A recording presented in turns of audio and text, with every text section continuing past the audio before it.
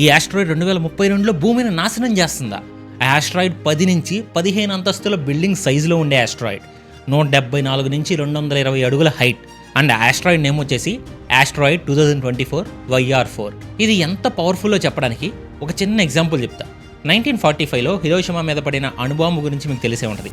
దాని ఇంపాక్ట్ 1 అనుకుంటే ఇది 500 రెట్లు ఎక్కువ. ఎగ్జాక్ట్ క్యాలిక్యులేషన్స్ అయితే హిరోషిమా ఒక 15 కిలోటన్స్ ఆఫ్ TNT అయితే అది కిలోటన్స్, ఇదైతే 7.728 megatons of TNT. Early assessment ప్రకారం అయితే ఇది భూమిని గుద్దుకునే ఛాన్స్ ఒక 3.1% ఉంది అని చెప్పారు. అందుకే చాలామంది భయపడ్డారు. ఎందుకంటే ఇది పడితే దాని ఇంపాక్ట్ చాలా కిలోమీటర్స్ వరకు ఉంటుంది. ఒక పెద్ద సిటీని తుడిచిపెట్టేయగలదు.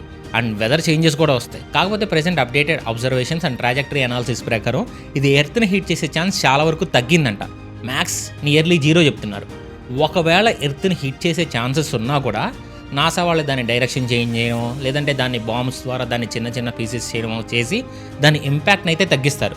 ప్రెసెంట్ అయితే అలాంటి భయం లేదు. కానీ ఒక్క విషయంలోనే భయపడుతున్నా, అంటే మీరు సబ్స్క్రైబ్ చేయడం, లైక్ చేయడం మర్చిపోతారేమోనని.